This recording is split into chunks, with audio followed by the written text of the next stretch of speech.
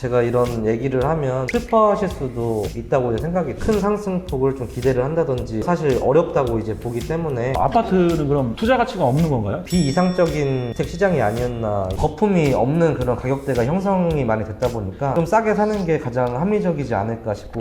안녕하십니까. 안녕하세요. 복들은 집 인사드리겠습니다. 추석 명절 잘 보내셨습니까? 날씨가 이제 조금 선선해졌는데 오늘은 정민근 공인중개사 법인 대표님을 게스트로 모셨습니다. 안녕하십니까. 정민근 부동산을 창업을 하고 운영을 하고 있는 정민근이라고 하고요. 2011년도에 자격증 취득해서 지금까지 이제 부동산 중개업을 하고 있습니다. 오늘 사실 이런 촬영한다는 얘기를 못 들어서 뭐 준비한 것도 없고 또 감기도 걸려서 코도 막히고 했는데, 어쨌든 오늘 제가 존경하고 또 좋아하는 이태복 대표님과 함께 이제 유튜브 촬영을 하게 돼서 영광이고요. 제가 아는 선에서는 모든 것들을 좀 말씀드릴 수 있게끔 잘 노력해 보도록 하겠습니다. 제가 아는 개인 쪽이 또 후배지만 경험도 풍부하시고 부동산 쪽에 또 영향력도 있으시고 또 거래도 많이 하셔야 능력가세요. 조언 한번 제가 들으려고 초대 한번 했습니다. 오늘은 그 주제가 아파트와 그 상가주택, 다가구주택을 투자할 때 어떤 차이점, 어떻게 하면 잘 투자할 것인가에 대해서 상의하는 그런 자리를 마련하겠습니다. 대전에 지금 아파트가 많이 지었잖아요. 예. 재개발도 많이 됐고 해가지고 많이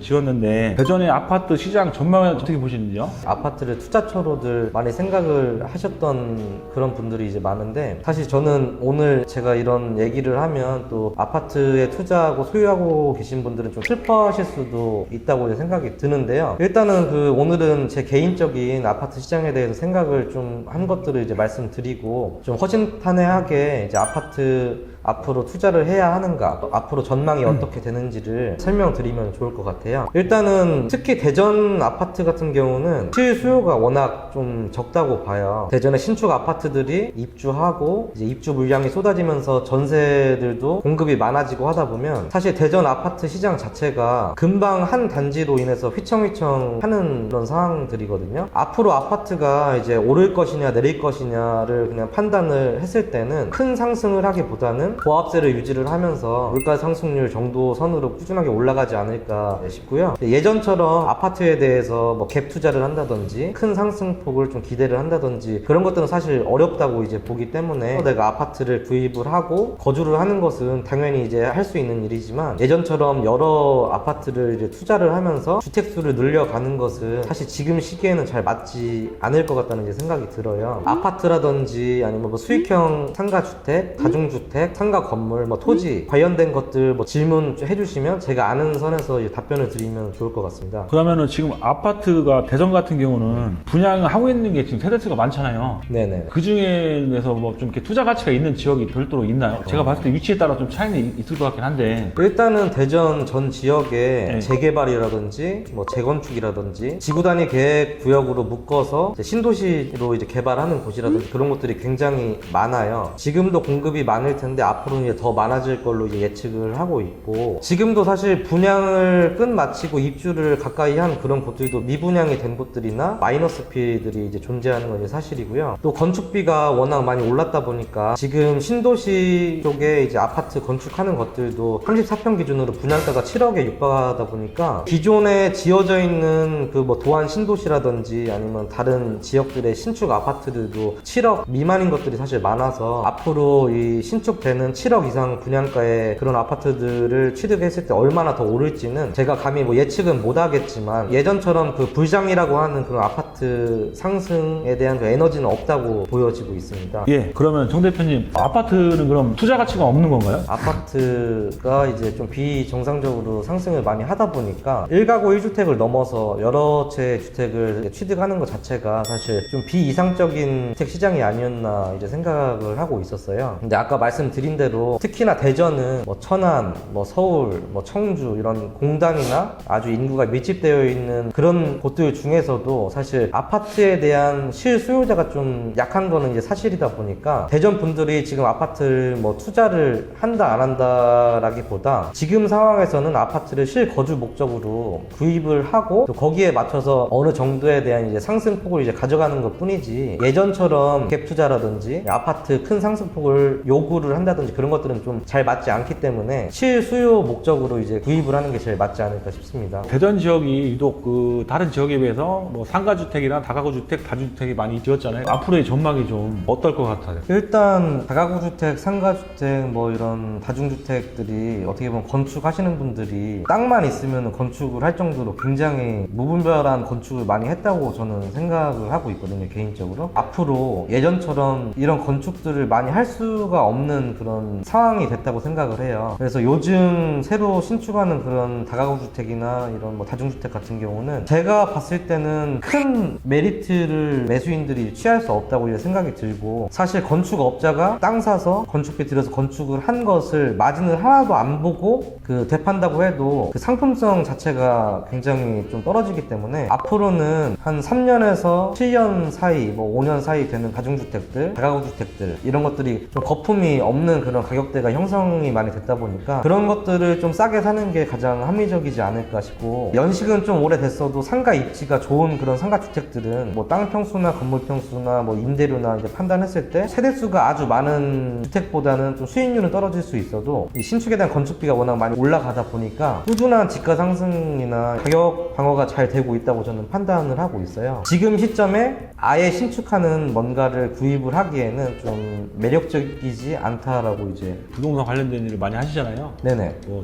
땅도 중개하시고 뭐 네네. 건물도 중개하시고 임대도 이렇게 직원분들이 관리하시는데, 임대 나가는 게 요즘에 좀 어떤가요? 임대 나가는 현황은? 지금 전세는 정말 안 나가고 있어서 이제 모든 그 다가구 주택을 운영하시는 분들, 다중주택을 운영하시는 분들 고민이 딱 똑같이 그 전세금 어떻게 빼주냐, 그거에 대한 스트레스를 많이 받으실 것 같고요. 대신 전세 수요가 많이 줄었다 보니까 월세 수요에 대해서는 굉장히 많아요. 자금력이 조금 되시고 실투자금이 좀 되시는 분들은 전세를 월세로 계속 돌리고 있는 중에 있고, 또 이제 전세를 빼줄 돈이 없고 그런 분들이 많다 보니까 반전세라도 나서 임대를 좀 많이 놓고 있는 그런 추이라고 생각을 하고 있습니다. 월세는 뭐 잘 나가지만 전세 사기라든가 은행에 대한 어떤 규제 때문에 전세가 회전이 안 되니까, 예전에는 적은 소액으로 투자를 했지만 지금은 최소한 30% 이상은 투자를 해야 되겠네요. 30, 40% 정도는. 최소 30%를 해야지만 어쨌든 그 정상적으로 이제 운영을 할 수가 있고,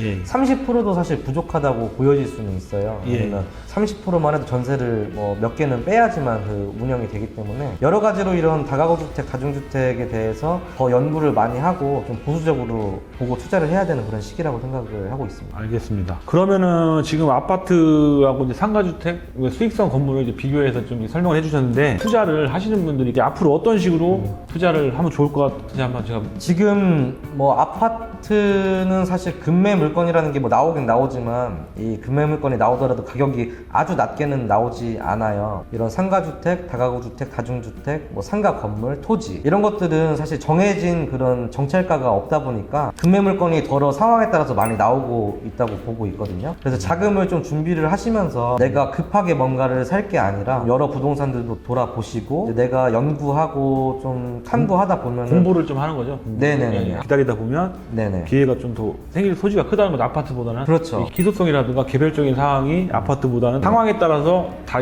틀리기 때문에 노력만 하면 그 좋은 물건을 고를 수 있는 거네요. 그렇죠. 특히나 요즘 시장이 내가 연구하고 내가 자금력만 있으면 투자 수익을 많이 창출을 할 수 있는 그런 시기라고 생각을 하고 있습니다. 대표님, 그러면 주택이 없으신 분, 무주택자 기준으로 했을 때 어떤 식으로 투자를 해야 되고 또 전망은 또 어떤 것 같아요? 아파트랑 이 다가구 주택이랑은 수익이 내가 우선시 될 건지 편의성이라든지 뭐 학군이라든지 그거에 대해서 이제 결정을 하는 게 가장 중요하다고 이제 보는데, 어떤 분들은 아무리 수익이 커도 여러 세대수를 관리하는 것 자체를 스트레스 받아 하시는 분들도 있을 수 그렇죠. 있고, 예. 또 어떤 분들은 내가 뭐 별거 아닌 관리를 함으로써 많은 수익을 이제 창출을 하는 걸 더 우선시하는 분들이 이제 있다고 보거든요. 거주를 했을 경우죠. 다가구 주택 같은 경우는 주인들이 그렇죠. 거주했을 경우에. 그렇죠. 예, 그래서 정답은 딱 없지만 어쨌든 요즘 시기에는 아파트에 대한 상승 동력이 좀 작다 보니까 아파트를 팔아서 내가 5억이 생겼다, 뭐 그 투자금에 따라서 이런 다가구 주택들 주인 세대 거주하면서 월세 수익을 받는 것도 현명한 전략이 될 수도 있다고 생각을 하고 있습니다. 그러면 다가구 주택이 잘만 사면 훨씬 상품 가치가 좋고 이제 그런 부분이 있기 때문에, 물론 깨끗하고 신축이면서 월세도 많이 나고 가격도 저렴하면 좋겠지만, 오래된 것들은 이제 잘만 골라서 다시 리모델링을 해서 새 건물로 탄생할 수 있으면 수익성도 좋고 사업성이 더 좋아지는 거네요. 그렇죠. 이제 특히나 특히나 요즘과 같이 이제 건축비가 높을 때는 골조만 남겨놓고 부분을 리모델링 한다든지 그런 것들이 이제 합리적인 그런 예. 전략일 것 같습니다. 오늘 그 정명근 대표님 모셔가지고 아파트하고 그 수익성 건물 그 상가주택과 다가구 주택에 대해서 나름대로 비교해서 알아봤는데 도움이 많이 되셨나 모르겠습니다. 다음번에 또 기회 될 때 이제 좋은 이야기 또 나눌 수 있는 그런 시간